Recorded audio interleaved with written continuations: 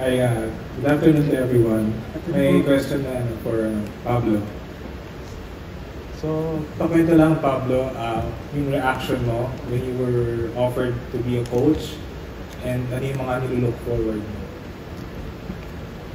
Nung first time ko po marinig na in-offer ko sa akin yung pagiging coach sa The Voice Kids, nagulat po talaga ako kasi hindi ko siya na-expect kasi nandito na si Stel. Pero for me, parang sobrang interested din po ako sa kanya kasi nasa point in life ako na gusto ko talagang ibahagi yung knowledge na natutunan ko, especially sa pag-perform with these guys for almost like 7 years na ata po. And mahilig din po ako mag-produce, so it felt like right opportunity siya for me. Kaya talagang nung sinabi sa akin na gusto mo bang maging coach sa The Voice Kids, sabi ko, parang nag-isipan ko ng saglit, pero sabi ko, grab ko na to kasi ito na yung opportunity para maipakita ko kung ano yung, maibahagi ko kung ano yung natutunan ko for the past years. And since ikaw yung bagong pasok sa grupo, kumusta yung adjustment? Parang hindi ka ba nahirapan? And curious lang din ako in particular sa inyo ni Stel, parang dito ba wala muna yung fact na magka-grupo kayo? Hindi po. Unang pasok ko pa lang, parang matagal na kayong magkakakilala. Kasi dito po talaga sa team ng coaches, parang, ewan ko, asaran agad, alam niyo po yun. Parang hindi kami nagtatrabaho, parang magkakaibigan lang kami matagal na. Tapos si Julie naman, syempre sister kasama ko lagi, minsan nakakasawa na nga, pero ayos lang din. Same lang naman to. Pero ayun po, yung nakatrabaho ko na rin po si Miss Julie, yan po, si Kuya Billy, yung mga hobbies din namin magkakapareha. So madali talaga kami nakapag-connect sa bawat isa. And nung nag-start na yung promotional activities ng The Voice Kids, doon ko naramdaman na parang parte talaga ako ng family ng coaches, ng The Voice Kids.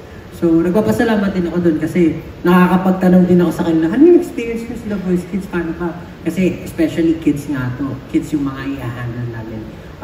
Personally, meron akong parang reputation sa mga supporters ko na masungit ako. So, I don't know how I will handle these kids, pero I'm just really excited na ma-meet sila.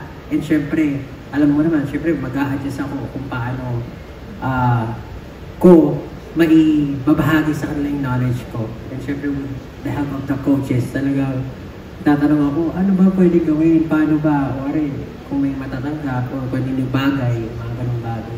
They're very helpful naman sa akin.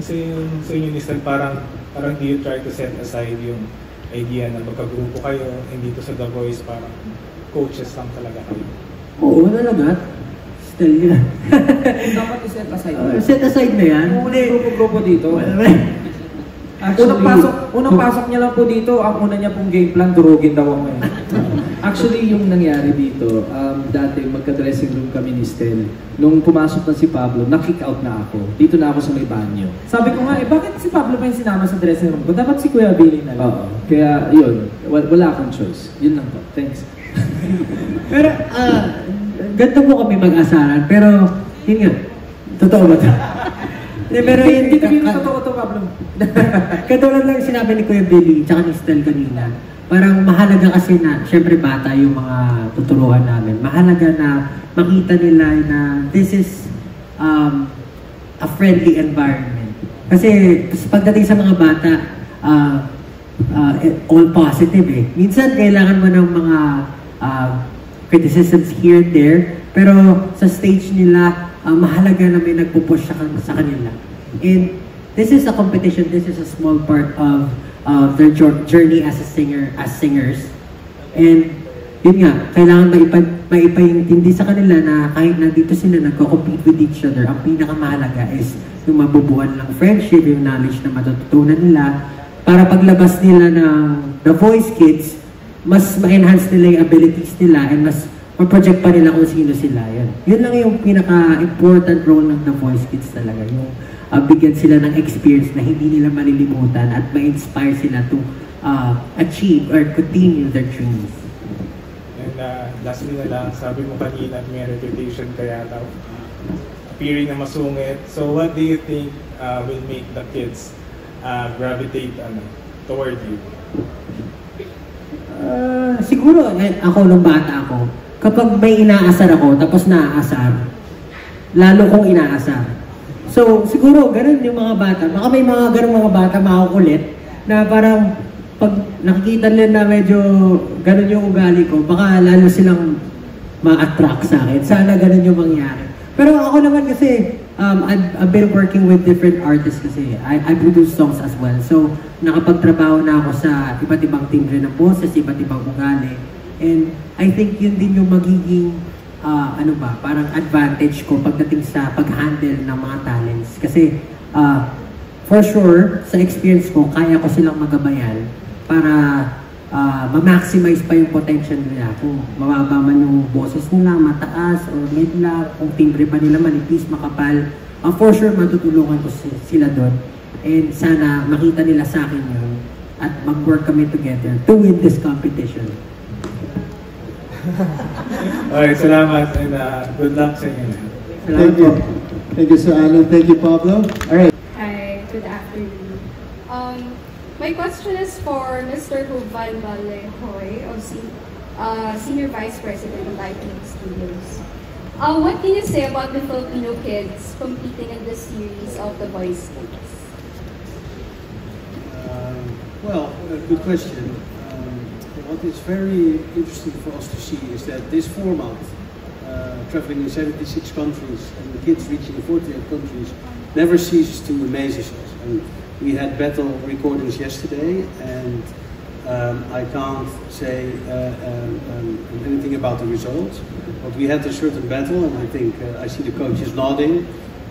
There was no one left in the studio with dry eyes. The quality combined with the passion and the emotion was so strong, and I believe the little boy we're talking about is like 7 or 8 years old. And you see at such a young age, the Filipino kids are so determined to show their passion. It's really heartwarming to see. All right, thank you very much. You're welcome. All right, next we have one last from Mr. Jake Napoles of Jimmy Webb. Good afternoon po. Yung question ko po para kay Miss Gigi. Okay. Following the success of The Voice Generations, how different is the experience producing The Voice Kids compared to The Voice Generations? Since it's the same franchise, the overall format is the same, right? Actually, I asked Hug nga kanina kung ano yung difference. So, he said, the main difference is, diba, the casting. It's a Generations family, dito, mga bata. So, it's the stories that you tell that are different. You tell the stories of families versus you tell the stories of the kids.